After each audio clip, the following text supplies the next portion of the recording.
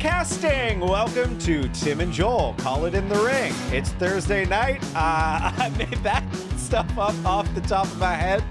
How are you doing, Joel? I see you're laughing, so now I'm going to throw it to you. What's up?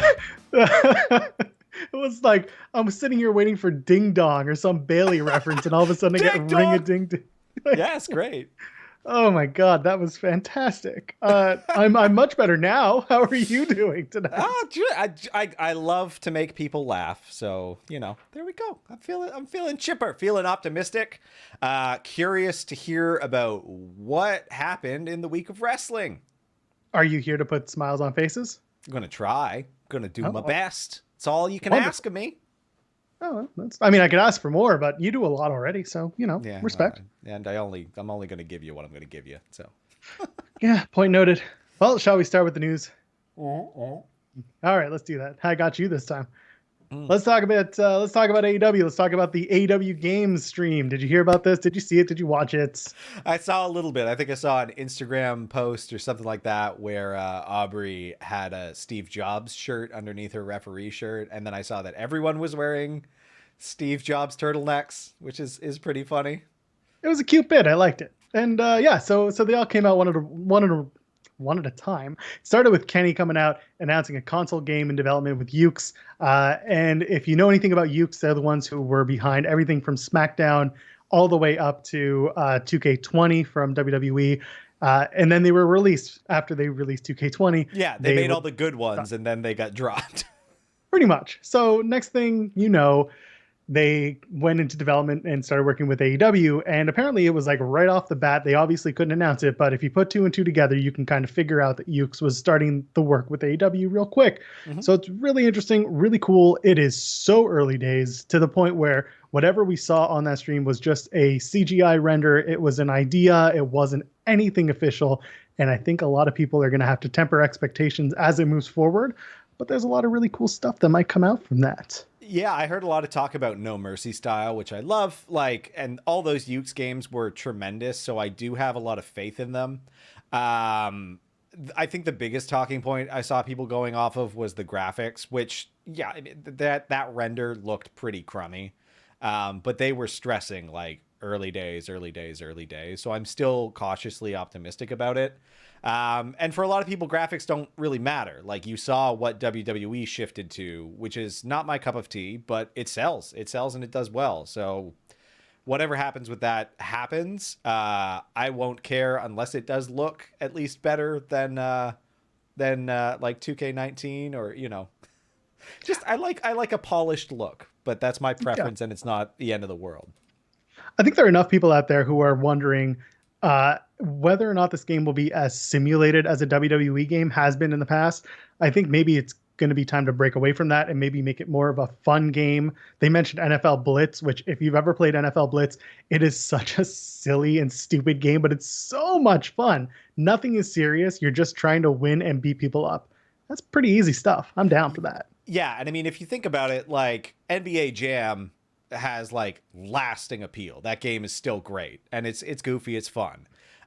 Those simulation type games, you need to put a new iteration out like every single year. And the graphical demands keep getting higher and higher. So like I prefer the simulation ones, but for wrestling, I feel like they're so complicated.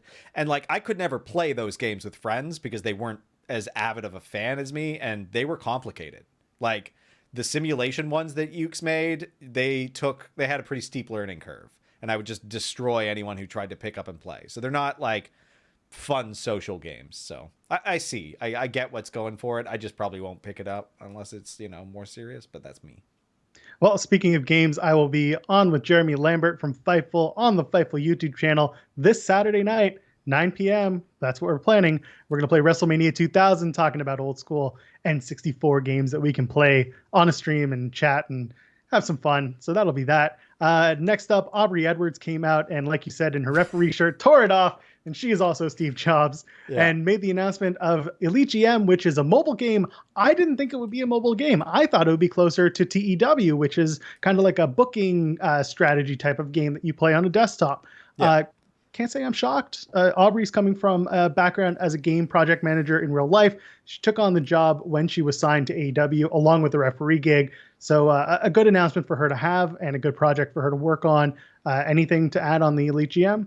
No, I think it's a good idea. Like they've done a really good job of kind of diversifying their revenue streams this way. And yeah, I'm excited to see what they put out.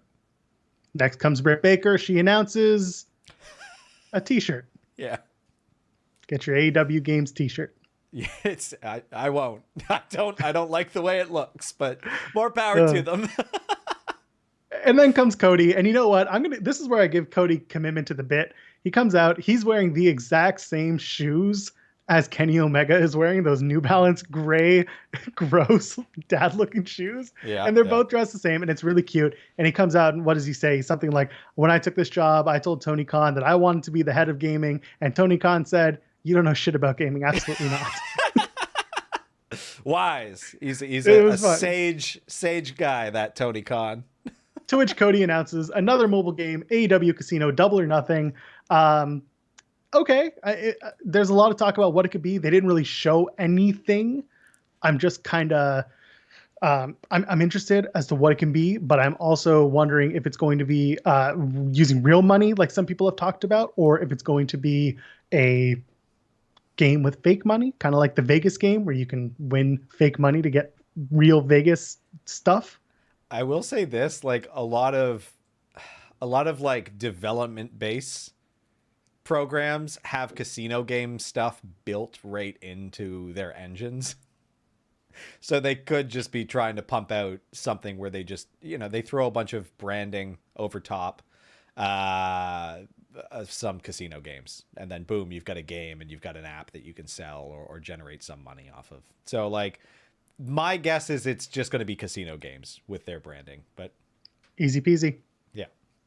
Yeah. And that console game, by the way, I will be surprised if it comes out anytime before next Christmas. So 2021 December. Probably 2 years away would be my guess. Yeah. It all depends on whether or not there was something already in play for the last 2 years. Again, we're not going to find out, but for anyone who's really wondering, oh my God, when's it going to come out? Think logically. At Christmas time is usually the time when games are released. You just had 2 new consoles come out this week or the last 2 weeks. So yeah, we're going to see what happens with AEW games, but an interesting way to end your Tuesday, or maybe you were starting it. I don't know. Maybe you're living in Australia and listening to us and it was already Wednesday and you were already ahead of the curve. I don't know. One thing I got to say, though, about that stream, they went on 45 minutes late. They were planned for 6 p.m. Eastern. They did 6:45, and that was actually an entirely pre-taped announcement. So whoever was uploading it didn't factor in the amount of time it would take YouTube to encode everything and process everything. Oh, that's so fun. Well, no, when did it happen? Yesterday? Tuesday. Okay. Yeah, because YouTube had their troubles yesterday. Yes. I don't know what that was about, but it didn't really factor into my TV watching. Yeah. For others. Okay, that makes sense. I just see the memes after. That's all I see of the wrestling news. Yes. More wrestling news for you. So a few weeks ago, you and I were talking about WWE's Q3, and I've talked about on other shows, including Throwback Show, where I've been past couple of weeks. Thank you, Throwback, by the way.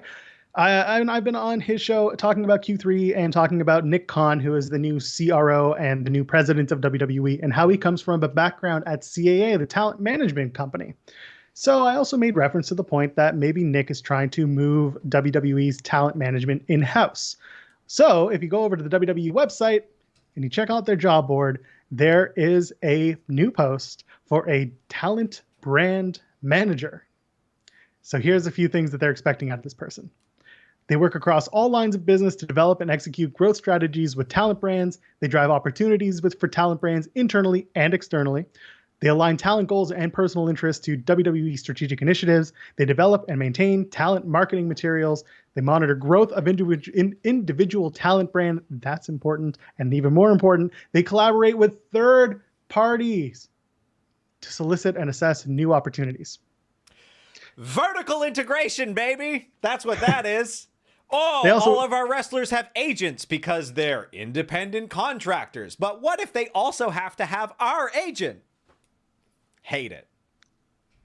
Well, someone who will be part of the, quote, WWE Talent Management Group, which will, quote, deliver best-in-class 360-degree support of talent across the internal lines of business and key external partners, amplifying talent brand values and maximizing monetization opportunities for talent and for WWE. Tim, you and I come from the music world. We're familiar with something called the 360 deal. Yeah. Talk to me. Okay. So that popped up because record labels stopped being able to make money because streaming and pirating became a thing. Well, not in that order. But yeah, so then they, in order to finance recording, they started taking a piece out of everything, which at least to me kind of makes more sense because, again, there was no incentive for them to record anything. It just didn't exist. You can't make money back through recordings anymore. You can do it through licensing agreements, but, you know, there's only so many things. And if people are going to license Sympathy for the Devil for every single movie trailer and not bother looking for anything new, then there's no need. So I get that in the recording industry. It has been abused and it is problematic. I don't see them having to do that here, but it looks like that's what they're moving towards. It raises a bunch of questions for me, like, what do they do with their existing agents if they have them? What bargaining power do they have? Can they, you know, shop around their interests? Like, what? It doesn't make any sense. Like, it is vertical integration in that they're taking over the slice of the pie that goes to the talent representatives normally. But do they have a say to retain their own agents still? Like, it sounds like they're doing all of the work that an agent would do for their talent. So my question then becomes, if they come in-house with an in-house talent agent, are they going to incentivize wrestlers to become employees and therefore receive things like health insurance? Yeah, under the WWE banner. And that's it. I have no problem with this if that's the trade-off. Like, that makes perfect sense to me. It's a fair thing. You can negotiate or decide, like, do I want to be freelance? Do I want to be an employee? But if you're being mandated to use their agent, then there has to be some sort of trade-off other than just continued employment. Yeah. And that's that. Yeah. Well, you know what doesn't suck? The Rascals might be moving up in the world. So those of you who are Impact aficionados, like we pretend to be once every while, on Impact this past week, and we'll talk about Impact a little bit more, the Rascals were kicked out of the treehouse. They were evicted or convicted, if you were Dez and Wentz who didn't understand. Desmond Xavier, Pete Wentz, and Trey Miguel make up the Rascals, those three. The three of them have been on a bit of a losing streak at Impact, and apparently the reason is this is their swan song, quite literally, because next week on Impact, Wentz and Dez will team up with Impact World Champion Rich Swann and Trey Miguel. It's going to be an interesting fight. But Raj Giri from Wrestling Inc. announced earlier yesterday that they're actually headed to NXT. So I guess their start date is to be determined. But is that for what do you real? think about the Rascals? Yeah. That's awesome. That's great. It's so rare that three people in one stable get signed on to one brand. So the fact that this is happening is pretty exciting. I didn't really get it at first. Their little segment was so good, though. Like their that 70s show Treehouse thing. I loved it. It was cute and funny. It was out of nowhere that they were leaving, but I enjoyed it. They're awesome in the ring. Like I said, I think their name is corny AF, so I hope they change it up in NXT. They probably will. That's exciting and very surprising. Basically, as far as I'm concerned, they're going from the number 3 wrestling program on TV right now to the number 1 wrestling program on TV right now. Controversial hot take. Fight me if you want to. That's my opinion. We'll talk more about it later when we talk about Impact, but like, honestly, I got some harsh opinions about some stuff right now. Our hot takes are usually reserved for PW Unlimited, so thank you for that. Well, what's not a hot take is December 2nd's AEW Dynamite. It was announced that the AEW World Championship will be on the line as Jon Moxley defends his title against Kenny Omega, the number 1 contender for the title. No, it's not totally random, I'll tell you that much. Initial speculation is that this is an opportunity for Jon Moxley to drop the AEW title so that he can go to New Japan Pro Wrestling for January's Wrestle Kingdom and take on Kenta for the IWGP World Heavyweight Championship. the IWGP US Heavyweight Championship. Mox has held that title since the last Wrestle Kingdom. And of course, with AEW and the pandemic, kind of left him without a title defense since February when he defeated Minoru Suzuki. It's worth noting that Mox won the title once in 2019, and then he couldn't defend it, so he dropped it to Lance Archer, and then Mox won the title back at the next Wrestle Kingdom in a Texas death match with Lance Archer. So basically, Mox and the IWGP US Heavyweight Championship are not great friends, but they're really close together. Cool. Yeah, that makes sense. But here's another thing. Dave Meltzer is reporting that it's because Tony Khan wants to pop ratings for Dynamite for all of December, which to me is strange, by the way, because December isn't exactly like the best time for ratings. Yeah, that's ambitious. I guess they just want to have that chip on their shoulder right over NXT. Yeah, I mean, we're living in a pandemic, so really as much content as you can make is probably better than nothing, especially if it's good content. No one's like, we shouldn't be seeing and gathering family in quite the same order as we normally would be, but it doesn't seem like a lot of people are going to heed that advice anyway, so I still expect a ratings dip. Woof. 1,500 cases in the province of Ontario. Please wear a mask. Please wash your hands. Please exercise social distancing. It's not that hard. Please just be safe. We need numbers to come down. I want to go watch wrestling live again. Me too. I also just want to do things. That's true. Also, going back to Tony Khan, two things. First thing, he noted that he plans for a big January special for AEW, and that he mentioned that during the Full Gear post-show conference call. That looks like it's going to be a Beach Blast style event. Cool. That's what I'm hearing. Whether it's true, we'll see. Meanwhile, here's another thing that Tony Khan likes to tell us. Tells us that, quote, this was yesterday, quote, tonight we have a great lineup for AEW Dynamite live on TNT. For the rest of 2020, AEW will keep delivering great matches on Wednesday night, and there are massive surprises ahead. Please join us tonight on TNT. The balance of power in wrestling will shift tonight. Being last night is Wednesday because it's when they aired Dynamite. Oh, I don't know about that. Okay, so let's get to it. First of all, that begins the hype fuel. And you get this random AEW non-existing account, AEW retweeting, saying, not that the account is called AEW retweeting. They're not actually retweeting AEW. They say that Ryback was signed to AEW. No, thank you. Nobody's interested in that. I don't want that at all.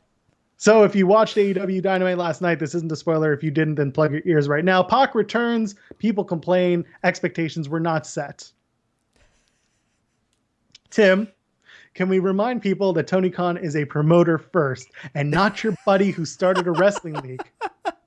Yeah, no kidding, right? Like, I mean, I don't pay attention to any of that. So like Pac coming back was like, oh, good, sweet. Yeah, they made good on that. It wasn't just nothing at all. But yeah, I can see how that would have started a whirlwind of just random rumors.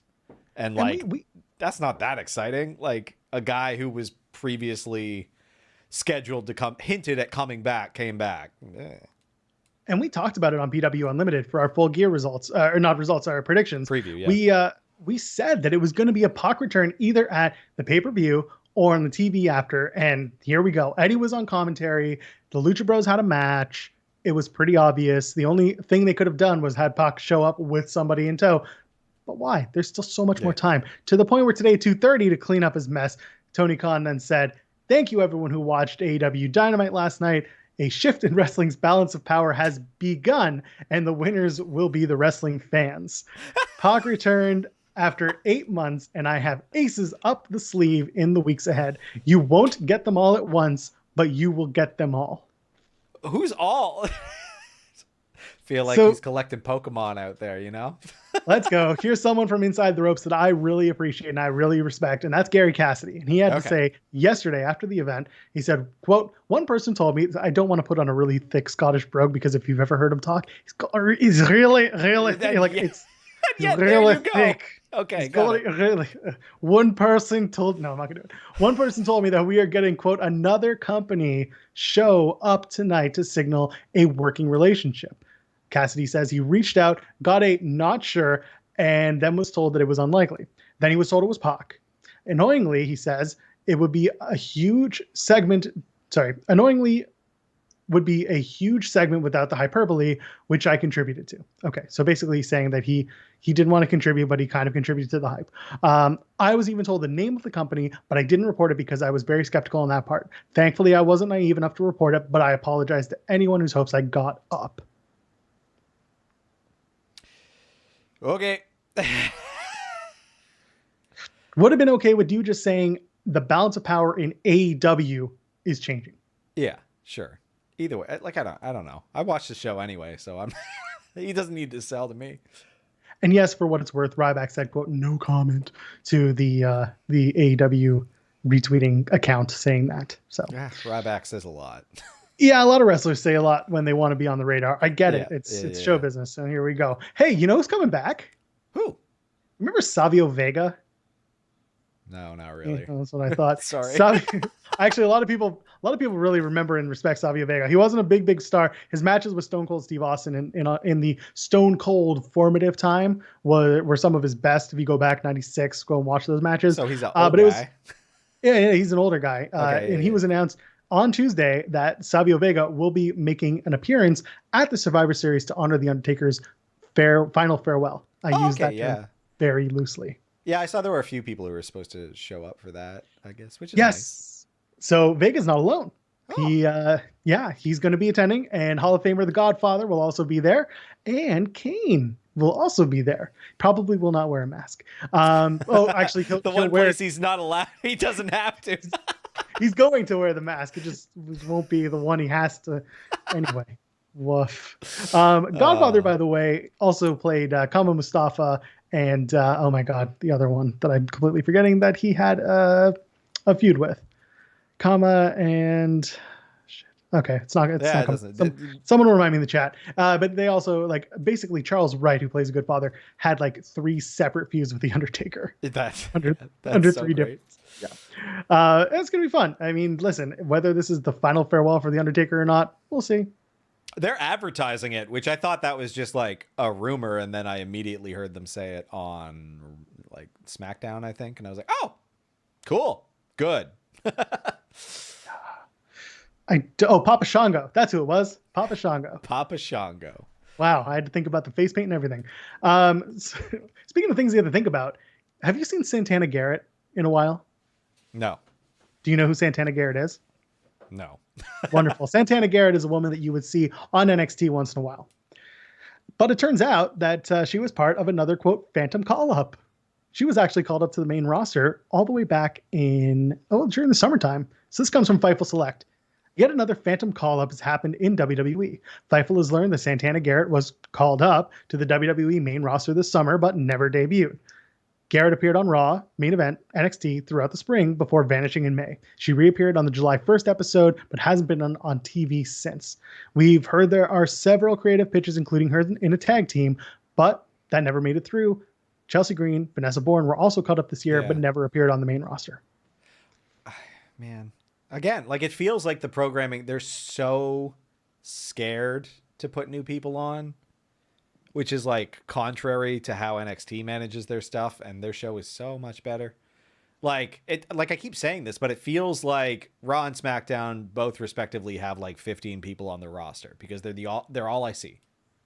And it's I get you're going to have your core, but it feels so weird that there's just no fresh faces. It's just the same kind of thing over and over again.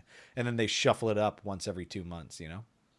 Yeah. And at the same time, I was expecting her to at least, or any one of these 3 women that we're talking about, to go on and maybe work enhancement matches on main event. Some of them have, but not much. Yeah. Why not give Peyton Royce and Billie Kay someone to have singles time to go over, right? There's so much opportunity for that. This is why I was so excited to see Dana Brooke get something to do. When they paired her up with Mandy, I was like, oh, this is good. They're building the women's tag team division, which you have titles, but no competitors. And Dana Brooke's talented, but just you don't know what to do with her. So I was happy to see that. And I wish they'd do that with the other people who are seemingly just sitting on the bench, waiting for an opportunity when there's so much opportunity, especially with Raw being a 3-hour bloody show. So here's another thing you can do. You have Carmella, who just came back on SmackDown this past week. You have these 3 beautiful women who are 2 out of two out of three of these women are very vain in their presentation. So is Mela. Why not just put Santana Garrett in that same position, doll them up, don't call them the beautiful people because that's already existed, but put them in a stable like that. Have the four of them run roughshod over SmackDown. Yeah, and here's another idea: like have Mela squash them, then bring them in, so that like you create her as untouchable because we got to build her back up, and be like Queen Bee of this crew. Like that would be excellent. Yeah, and to be honest, Mela on Talking Smack felt really, really plastic's the wrong word, but it looked so one-dimensional. It did not look good, didn't feel good. It's not her. So she's going to try her best, but we really expect the other three to show up eventually. Hopefully. Like there's so much room for it right now. So much room. So I don't. Someone else who might be showing up eventually. No Way Jose. Come again? That's right. We go back to Fightful Select. In asking talent both inside and outside of WWE, we've been told that the company has interest in bringing back No Way Jose. No Way Jose. When was he let go? He was one of the like COVID ones or before that? Ooh, I think it was before that. Okay, cool. Or just before. Anyway, many on the NXT roster were under the impression that the trademark filing intended for the former Jose, that there was a trademark filing that was put in for Jose. They can't confirm it specifically. Speculation did lead us to learning that WWE has interest in bringing him back. He's 32 years old. He's been wrestling under Levi Valnez on the independent circuit since his release. So in other words, he was released before COVID. Yeah. And he was well liked on both the Raw locker room and in the NXT locker rooms. So who knows? There's a lot to be said for a chill dude, you know? My question is, what the hell do you do with him? You got to give him a new character. You got to give him a fresh coat of paint, right? I would hope so. It's not much of a character, right? It's thin. It's a thin gimmick. Hey, No Way Jose. Oh, okay. Sorry, that's all I got. That's all right. That's true. You know what I really want to have this year is WrestleMania, and I'd like to see some fans in a safe place, in a safe outdoor location with a lot of social distancing and maybe even a vaccine and something. Vaccine, maybe. Here we go. WrestleVotes today tweeted out, quote, there has been internal discussions about moving the scheduled date of WrestleMania from March 28th to April 11th or even April 18th. Yep. The goal remains to have fans in attendance for the event. The thought process of moving back the show a few weeks only helps that out. I had a stroke of genius just now. Go ahead. Do you know who's hurting really bad right now? No Way Jose? He's probably okay. Okay, Jose? Okay, Jose. No, cruise ships. No. Yeah. Put it on a cruise ship. Put it in international waters. Fly that Caribbean flag. Like, what's the flag of the countries that don't care about taxes? Cayman Islands. So put a Cayman Islands flag on it. Put him out in international waters. Maybe get Jericho in as a consultant, you know? Well, that is the last thing they're going to do. And by the way, even as cruise ships start to gear up to return, there are already cases coming out on cruise ships. Oh, this is not going to stop the spread at all. But I don't think WWE really cares that much about that. So it's the return of the Wrestle Vessel is what you're trying to do. The Wrestle Vessel was a thing back in the summer of the 90s. It's already got built-in branding. Just use it. That's a genius idea. Yeah. It's nostalgia all over again. Yeah. You watched Raw this past week, right? I watched Raw. I experienced what Raw had to give. So you saw at the opening when they were promoting all of the matches and they got to Nia Jax and Asuka, and Byron Saxton, Brian's my dad's name. Byron Saxton says that the match between Nia Jax and Asuka is a WrestleMania main event quality match. Super disagree. That line, that was planned. It was in the script. Yeah. It was a directive from WWE, according to Fightful. I don't know why they insist on doing that. It felt like no one could really get their words out on Monday. That's the vibe I got. Some of that was cute. Like R-Truth called the clip-on tie, clip-on, what was it? It was like a clip-on microphone or something he said instead. Well, does this mean that Nia Jax is destined to the main event. They seem to be going that way, right? Like they Or keep is it trying Asuka? to build her up. Asuka's fine. Asuka deserves to be there. Nia, like watching Nia in their match, it was like, ugh, this, like, I know Asuka can do a tremendous job, and it just felt like a crap match, and it's because Nia's doing it. It's Nia's fault. So here's why I think maybe Nia has a point in this. Nia Jax and Shayna Baszler are the women's tag team champions. And then the next day on Access Hollywood, there was an interview with the Bella Twins.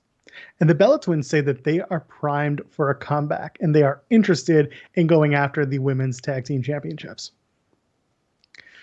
There's your main event of Mania. That ain't the main event, is it? We're the Bella Twins. Okay, full disclosure, Bella Twins' entire run happened when I stopped watching wrestling. Are they that over? I mean, that they main event. And not no 2-night main event bullshit. Like, so here's the problem. They're going to do it. They're gonna come back and they're gonna have a match. It's gonna happen. Yeah. And it's gonna be part of a Total Bellas storyline. And the Okay. ratings are good for Total Bellas, so they're gonna get a boost. What? But people watch that show? It feels like that's the type of show that's on that like Netflix style thing that is just reality shows, and it's like a mid-tier quality program for that. That sounds like a fifth level of hell. It exists. Look it up. I can't remember what it's called because I don't give even half a shit. No thanks. That's awful. Yeah, there's a whole Netflix style thing just for reality TV. So listen, at the end of the day, both Bellas have a brand and it's massive. WrestleMania is all about brands and it's all about big pomp and circumstance and big stories and over the top craziness. And listen, is it going to be a main event in that term? No. Okay, it will be main event in the WWE vernacular. Yeah, but like mid card, right? Shit, I'm not the booker. No one's putting that as the final match of a WrestleMania, is what I'm saying. The final match, probably not. As a marquee match, probably. They call John Cena. They called John Cena and Nikki Bella versus the Miz and Maurice a main event, and it was not the main event. It was just a marquee event match. It was a big thing. As long as they look, for me, wrestling fan, main event is the main event. They can promote it to like normal folk however they want. I don't give a crap. Like, that match will happen. I believe that. I don't know if it'll be any good because I don't know a damn thing about how good the Bellas are. So, well, Tim, your favorite match is happening this Friday night. Are you excited? What's that? What match? Ball for a Ball. Oh yeah, Talking Shop of Mania 2, baby. That's right. It's our Indie of the Week. Talking Shop Mania 2, Rise of the Torture is tomorrow. That's Friday if you're listening live. Or maybe it's today if you're listening now. Or if you're listening after the fact, you already missed it. And it's at 10 p.m. Eastern on Fight TV. It's $15 US. For us Canucks, that's like $55. But you can expect Scott Steiner. Dollars. Yeah, they're worth so much. So much. Somehow. Scott Steiner, Tommy Dreamer, Ethan Page from the North and Impact, Rock and Roll Express, Tiger Valkyrie, also from Impact, and Lisa Ann. Yes, Lisa Ann will be there. And more. More include the Hurricane, Shane Helms, and Chavo Guerrero, by the way.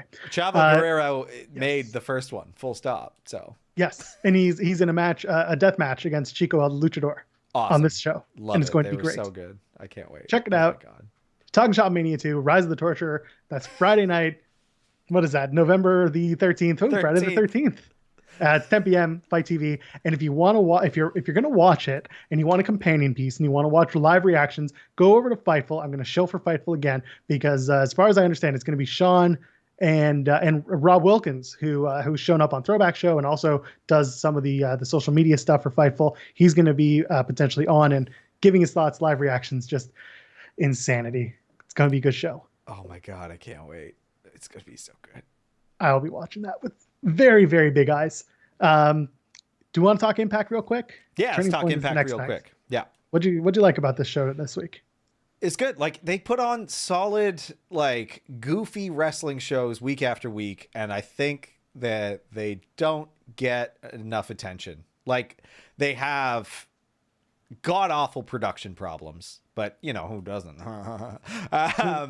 And like, they're so fun though. Like, I don't, their storytelling is good and simple and grounded in a way that, like, I don't mean grounded in reality, but grounded in like one goal, and that's to entertain. And it's so fun. Their wrestling is solid. Like the matches are consistently entertaining. Like, everyone who goes in there and gives 110%, even when it's just some little like blow off match, like the Josh Alexander Gallows match, like, not the biggest thing in the world. It was their main event, but it was still like solid. And it ended in DQ because it's the build up to Saturday's tag title match. Like, you don't see that in WWE a lot, because like, I feel like there's so much fear of like risk taking, and like they just want to get to the pay-per-view half the time. Whereas Impact is focused on just putting on good wrestling matches, like night in, night out. And they're also not afraid to be hokey as shit. Yeah, and it's great. Like, it's hilarious. I've got enough serious shit out there that there's no shortage of it. So like, having that and like Anderson and Gallows, it makes so much sense that they landed there. Like, it's such a good fit for them. So yeah, and it's funny because I was looking at that the other day, and I was like, Gallows and Anderson, we talk about sometimes they're overrated or they're just not as great as people like to talk about. But here's the thing. They've gone over to Impact. They have been this hokey tag team, Good Brothers, and they are shilling everything, which they do in real life. Their wrestling characters do it all the time, 24/7. Their podcast is a shill, and it's a clickbait. Like, last night, they released a podcast that said Carl Anderson speaks, or Carl Anderson tells a story, and I was like, oh shit, he's going to talk about the problems with him and his wife. No way. No. I sped through it. The thing was 30 minutes of them previewing Talking Chopomania, which is great. Guess what? People are going to watch it. People are going to listen to it.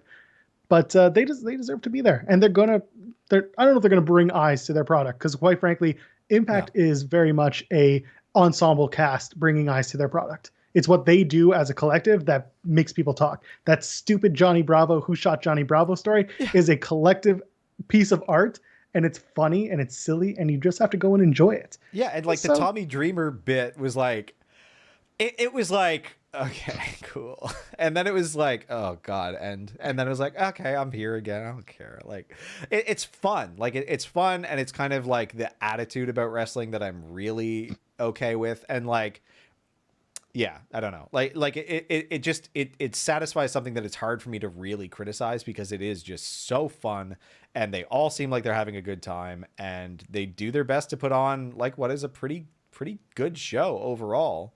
Like, for the resources that they have, there are people like Scott D'Amore cutting like excellent like talking segments every time he's on screen, and then every single wrestler in the ring does their absolute damnedest every single match, which is exciting and rare now.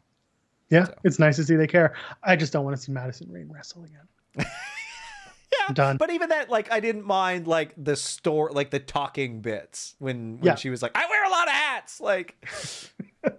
and they, you know what, they tied it up well, because then you had Tenille go over to Jordan Grace later on in the program and do the whole like, I want you to be my tag team partner. Yeah, capable wrestler. Jordan just being, just Jordan Grace being like, what did you say? And Tenille having to kind of eat crow and be like, I want you to be my tag team partner. So it's good, and it tells a story. I'm all about storytelling and wrestling. Yeah. Go watch Impact. We say it often enough. Turning Point is on Saturday. It's on Impact Plus. You can find it anywhere. Enjoy it, because wrestling is meant to be enjoyed.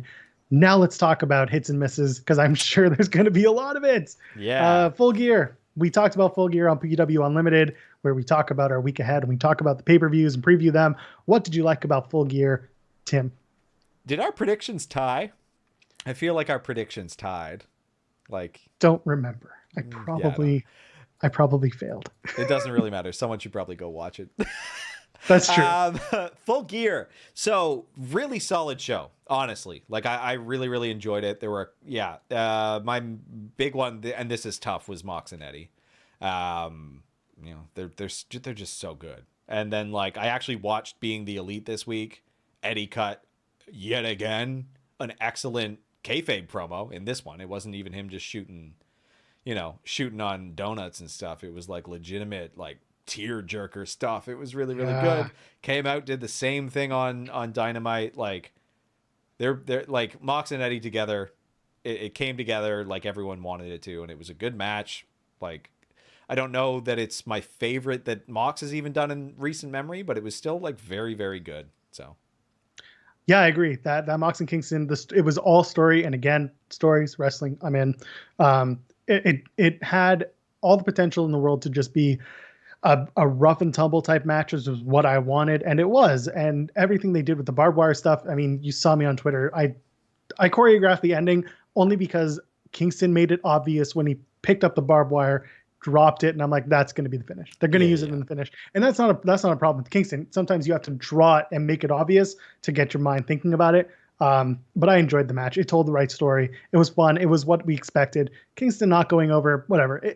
Enough people were saying what if that made the match so much more valuable. I didn't know for sure, which is honestly kind of a rarity. So and they found a way to get both men out of it looking just as strong. Yep. Kingston saying I quit was a necessity. It wasn't he didn't quit. He was just like, forget this. No, and it was that heartbreaking like squeak. Like some people were complaining they didn't even hear it, but I was like, no, that's the beauty of it, right? It's like, yeah, quit. Like it's so good. The other thing I liked, you know what, Kenny and Paige, good match, great opener. Yeah. Didn't disappoint, and to open it, smart. Honestly, like I'd love that. Great move. Yep. Like, kudos to President-elect Joe Biden for waiting until the 3 count was called to come out and call his shot too, because I definitely flipped between both shows. Yeah, there was that going on, and then there were people on Twitter talking about how like Orange and John were going long to cover it, but the match was only 10 minutes. Like, not long. so was the speech. Exactly. Like it lasted the entirety of the speech, which was hilarious. And that big surprise for me, that match, A+.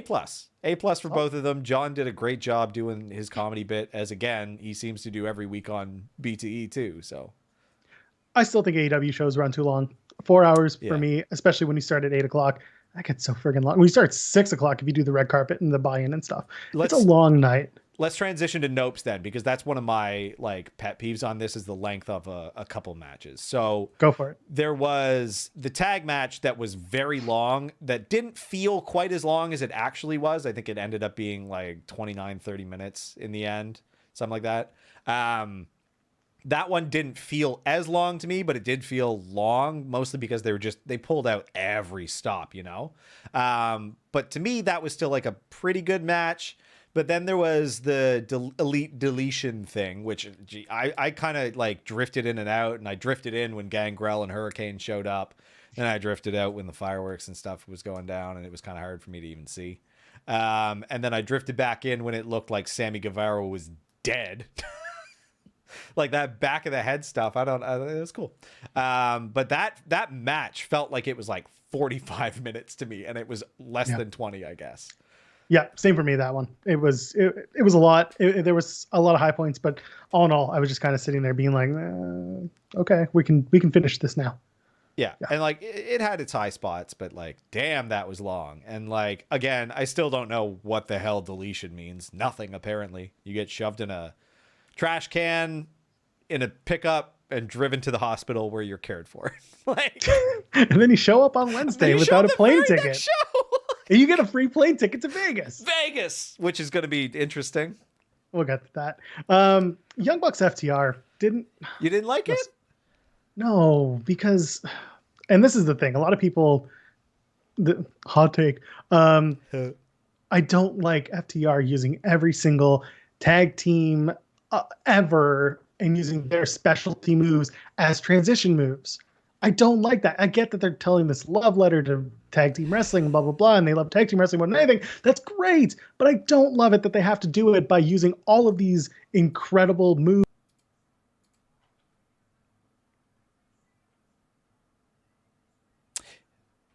Yeah, like, hold up 1 second. Your video just died. Good timing.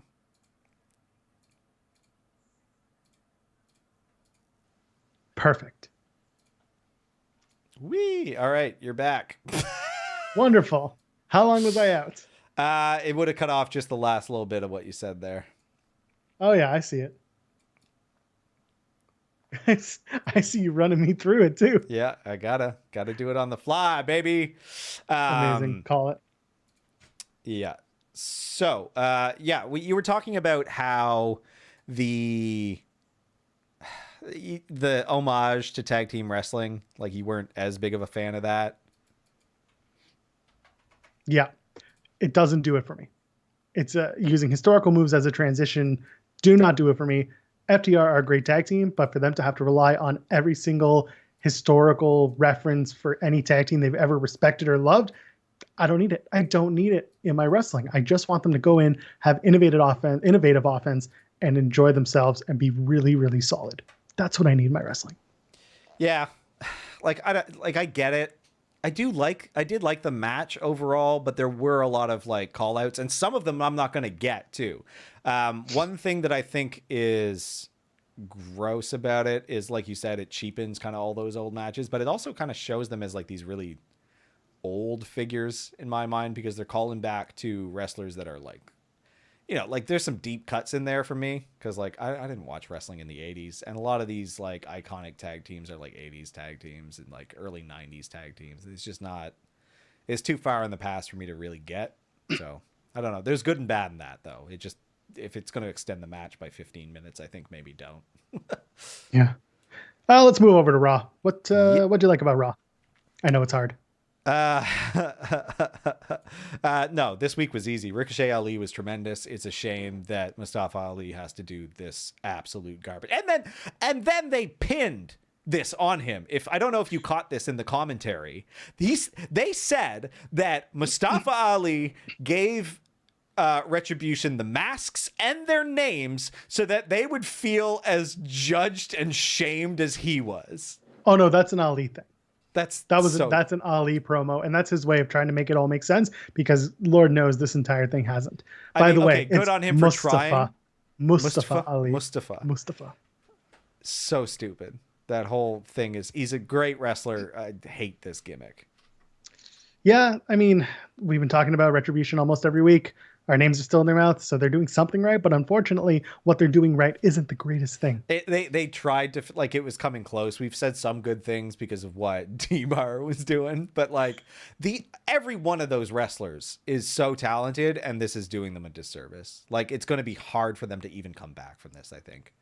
Like, they mercifully have those stupid masks on. But the segment with the Survivor Series men team in the ring, I think that was funny. Yeah. It was so silly. It was stupid. It was fun. But even funnier than that was the tag team match that happened afterwards with AJ Styles as the referee. I loved the way that AJ bumped for all of those stupid comedy spots.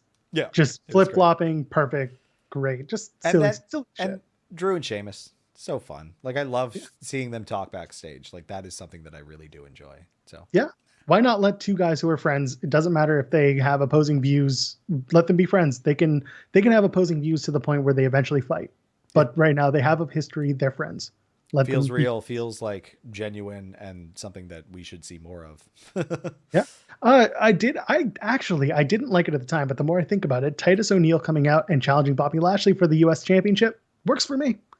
Titus comes out and actually made sense. Actually cared. And the match was what it was. It was just a way to get Bobby Lashley to defend the title. Which is fine. Like, I'm fine with it. It just feels mean to Titus. Like, God, give the man a break. He does all the charity work, but they just bully him on TV. I figured Titus is about to win some sort of award, and he just tipped off WWE and be like, "You should put me back on TV. I'm winning an award this week." For all the work and they're like, "Oh, really? Which one?" With you? Pretty much. He's an ambassador, and he'll have a job there for life because of the work that he does, and that's fine. He loves it, I'm sure. Yeah. He's an ambassador. That's all that matters to them. Still getting paid. Who cares? Exactly. And also getting paid. Alexa and Nikki in that segment that they did, didn't hate it. I didn't love it. I think it was mostly Alexa who gave that segment the life that it needed, and it was better than the one last week where she turned around and had these white pupils. The thing where she doesn't get a mask, she just gets contacts and some goo. Give her the mask. Give her the mask. They should give her the mask. I criticized her acting at some points because people were like way over it, but it's been very good for the past couple of weeks. Yeah, she's genuinely enjoying it. Yeah, it's fun. Yeah. What did you not like? From Raw, what didn't I like from Raw? I'm so over everything to do with the 24/7 championship. I love R-Truth. I've got no, like, Gulak's fine. Tozawa's capable. It's just it's bringing all of them down, and it's giving them something to do on TV, but I hate it. I hated that whole match. I was so bored. 10 championship swaps. Yeah, it really feels like they're just like, Tucker, you're garbage to us now. Like, it felt like that was just a match to be like, this is where you live now. I don't know what you did, but, like, you're garbage. And he's just sitting there being to like, piss someone off. It feels like that's what I'm getting. He's back out. He was in a different set of crappy gear this week. He's like, wait, what did I do? I don't know what he did, but he's in the doghouse. That much is clear. I don't think he's in the doghouse. I think they're actually just trying to figure out what the hell to do next because they hot-shotted his breakup. I don't know. Maybe he did do something. I don't get it. I want more for him, but I agree with you. That 24/7 stuff didn't really do it for me. What did I not like about Raw? I didn't like the main event. I mean, Miz Morrison and Randy Orton versus New Day and Drew McIntyre. It was a long show. Where Randy decides not to wrestle. Yes. Very 2010 Randy. Peak Randy Orton. This is what I say. This is Randy Orton to me. Like, the guy who does the bare minimum most of the time, and then when it's really required, he'll do his job. Yeah. And he does it well when it's required. When he cares. Yeah. And now he holds the top championship, and he's just like, cool, checking out now. Thanks, guys. Tell me when Edge comes back. I'm just gonna park here for a bit. Exactly. It'll be in my bus. The women's Survivor Series team for Raw. I don't need it. I don't need these two. These kids can't get along. It's so, oh God. Mandy Rose and Dana Brooke are a good tag team. Mm-hmm. They are going to have a great tag team run if they let them. And that Shayna Nia versus Rose and Dana Brooke thing, it's fine. It is what it is. But, like, they're trying to tell this, like, nuanced story that it's not nuanced at all. Yeah. But Lana's great. And she's got a Chronicle next Saturday. It's going to drop on WWE Network. This is the redemption story, friends. We've been telling you for 2 months now. Okay. On 2 platforms, on this one and on PW Unlimited. I'm not done. Okay. The final thing from Raw. Okay. Elias's guitar was so out of tune. Yeah. And I thought it was a gimmick. I thought they were going to do something funny and clever with it. Nope. Turns out that the cool air of the Amway Center just warped the strings. It was so badly out of tune. Maybe he knocked it on the ring post going up through the ring. Something happened that became so monstrously out of tune that it was embarrassing. It wasn't an act. Yeah, most of the time it's embarrassing. I don't care. It's your weekly reminder that Elias did not play the solos on his album. Don't care what you say. Don't care what you say. Those solos on his album were not played by him. Yeah. Let's move on. Let's talk about, let's do AEW. What did you not like about AEW? The whole segment with Jade Cargill, I didn't really get what that was for or why.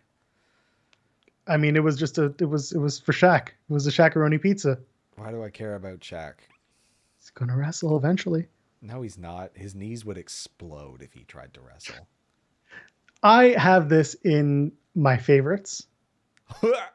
Why? Yep. I have all 4 of them in the favorites column. Not Jade's promo delivery was not great. It was the most wooden thing short of, like, Nick Offerman's woodworking. That was terrible. It was her first time out. That's all I'm going to say. It was her first time out. That's fine. A lot on her. I get it. She got to Shaq a little too late to the point where the announce team had to really put over that it was Shaq. Like, Shaq, Shaquille O'Neal. Oh my God. It was a whole thing. I don't even blame her. I blame whoever put her out here to talk about the giant. Like, so is Shaq mad that Cody said he's a giant killer and Shaq felt personally threatened? Is that the angle? That's the dumbest thing.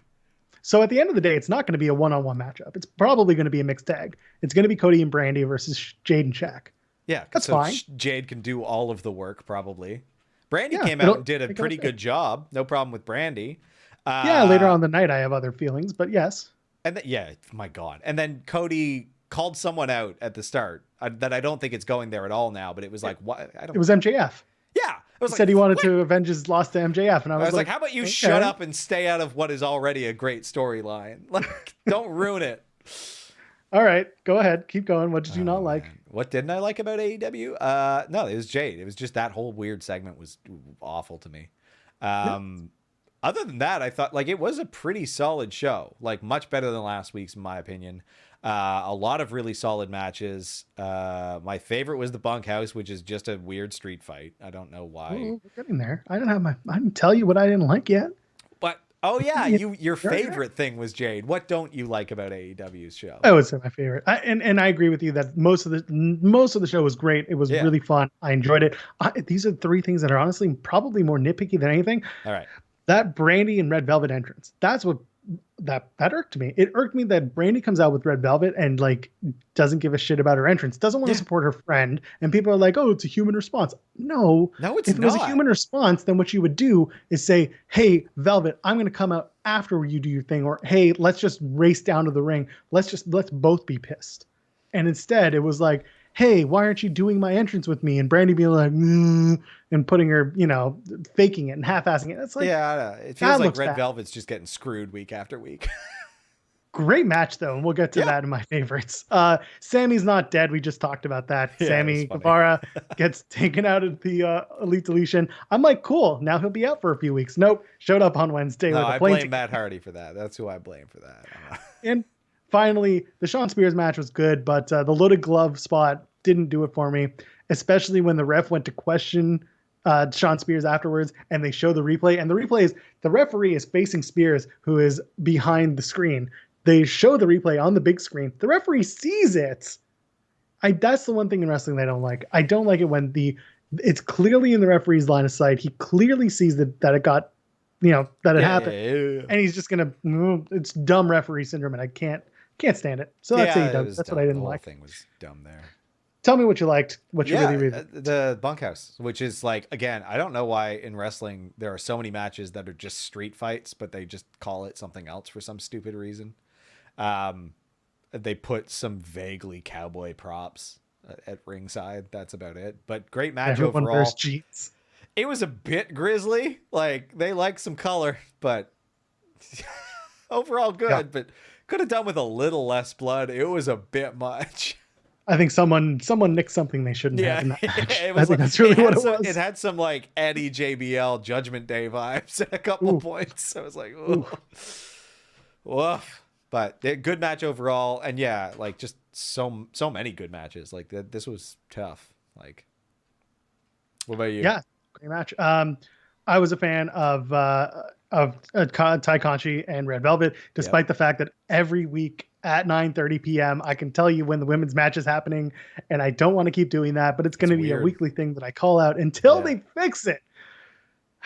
My feelings towards AEW's women's division.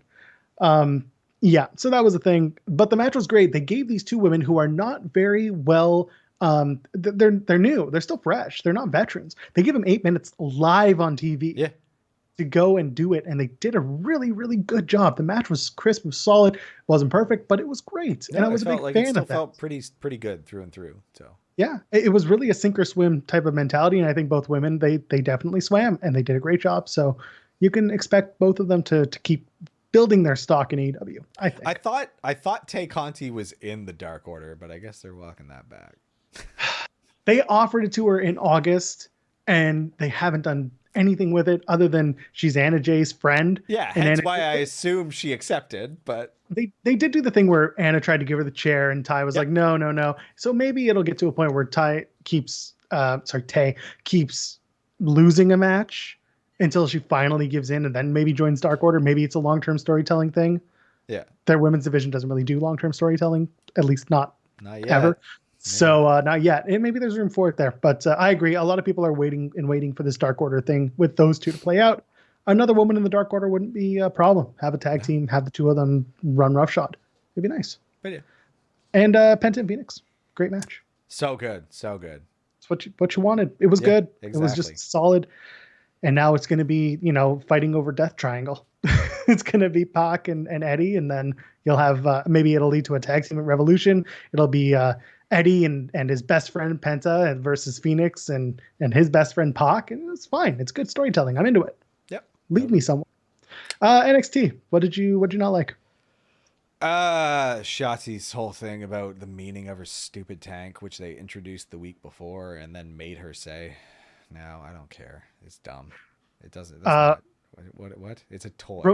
Remind us what it was that she said. She talked about it symbolized like 8 things to her. She went on and on. It symbolized her family who's in the military, or a person in her family who's in the military. The vagueness with which tells me it's probably like a fucking cousin or a third cousin or something. And then like freedom. Her tank stands for freedom somehow. And then she said, it's not just some cool toy. And it's like, well, it's not cool. You're a grown ass woman driving around in a child's toy. It's weird. And I'm glad Candice crushed it. Wow.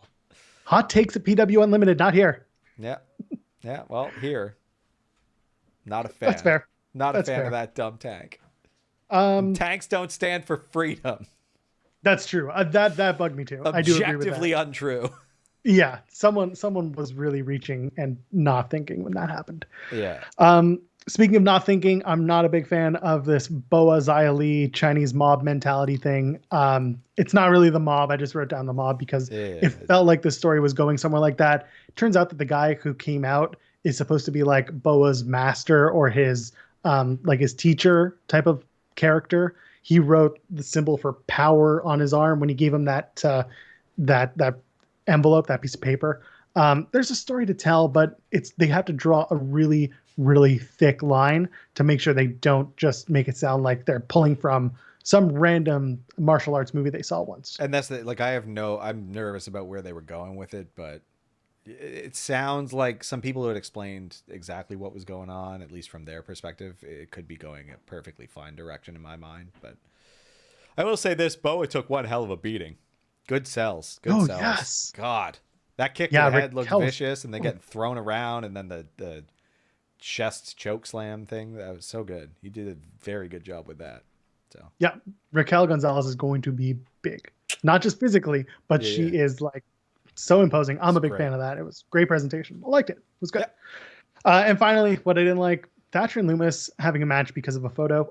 Actually, there's 2 things. But yeah, Thatcher and Loomis over the photo.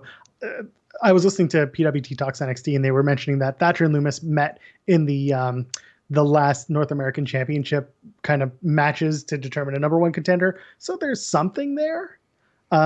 Getting Loomis to the hat was good. I was glad that they eventually transitioned and gave Thatcher the win, because Tim Thatcher hasn't won matches. He needed the win, and the way that they got to it made sense. And then the way that they played out Loomis in the hat afterwards made sense. And the last thing for me was Indy Hartwell unmasking. Just, we all knew it was coming, at least if you followed it. Just like, yeah, okay. Thanks. Don't play it off like it's a big thing. It happened. Yeah. So boots look different this week, just saying.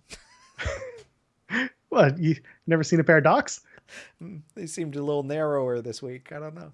Well then. All right. What'd you like? For me, for NXT, honestly, the Gargano Leon Ruff thing. I thought that was like chef's kiss. So good. Seeing him win was great. I hope they keep it on him for a little while. I don't care. Like, he did a good job. That was a good, quick match. The bit with Gargano and the wheel at the start was hilarious. Can I point something out? Yeah, go for it. This is something that no one else has talked about in any of the wrestling that I talk about. The original wheel obviously didn't have Leon Ruff's name on it. Yeah. You know whose name was there? Who? It was Austin Theory's name. And for some reason, it got papered over with Leon Ruff. Maybe because they realized, Theory quit. Or they're going to play something out later. But that's something that I saw and that no one's talked about. And I was kind of surprised. So, go ahead. I love that Theory isn't back. I find that hilarious and good. There's still time. There's still time. I know. But yeah, the wheel bit was hilarious. Match was good. And then Damian Priest, through all of it, just showed, like, that was the final thing for me to be like, this guy's going to be, like, one of the biggest guys if they do it right. Like, he deserves to be one of the top wrestlers in WWE because he is so engaging when he, like, in everything he does. He's great in the ring. He's hilarious and weird in a way that's like, I don't know if I should believe in this guy, but for some reason he's enthralling. So, like, and after the end, he's like, hey, he's going to, little Johnny's going to come out here. He's going to be pissed. Take my car. Get out of here. Like, that was so Take my good. Keys. Yeah. Black Challenger. Can you drive stick? Can you drive stick? Can you drive stick? Can you drive at all? You're 16, right? How old are you? Do your legs like reach the pedals? Like, it was so good. So good. I loved that whole thing. And that's how they started the show. And it was so strong. And like I said before, NXT number one, like, out of all wrestling programming that we watch, NXT's number one by far. Yeah, I was a big fan of it. I agree with you that Leon Ruff stuff with Gargano and Priest, hilarious. I honestly, going back to theory, I do think it's going to be another Scream Mask comes out next week if they do a rematch and Johnny Gargano becomes a 2-time or 3-time North American champion. Yeah, probably. Yeah. But it's probably what we're getting towards. But whatever. You know what? I'll enjoy the ride because it's a fun ride. Speaking of fun rides, Atlas Escobar, that was a great match. Jake Atlas and Santos Escobar.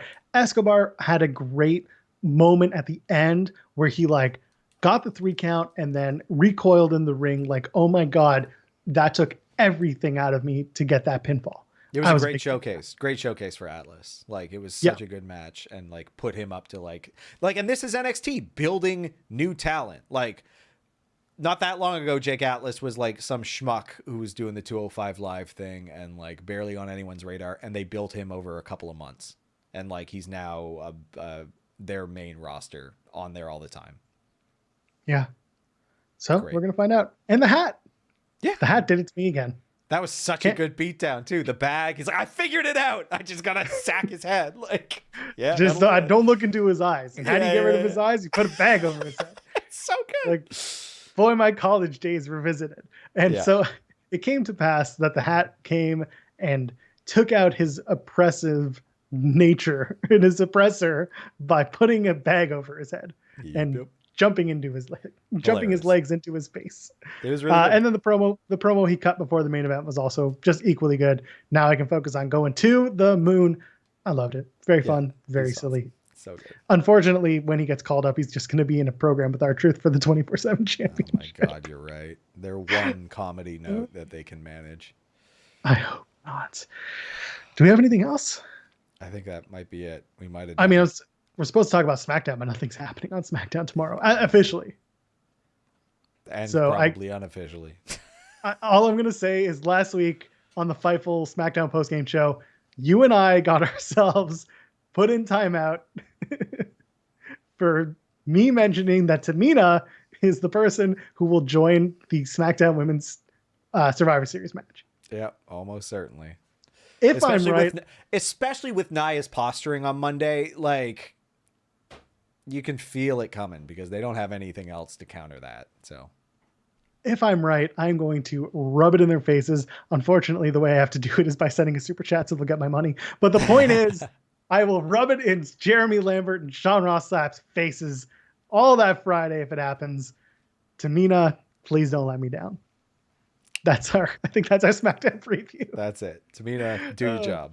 Show up. You'll find us doing our weekly draw, PW Unlimited, over the weekend. There are no pay-per-views going on for us to preview, so we'll talk about the week ahead in wrestling.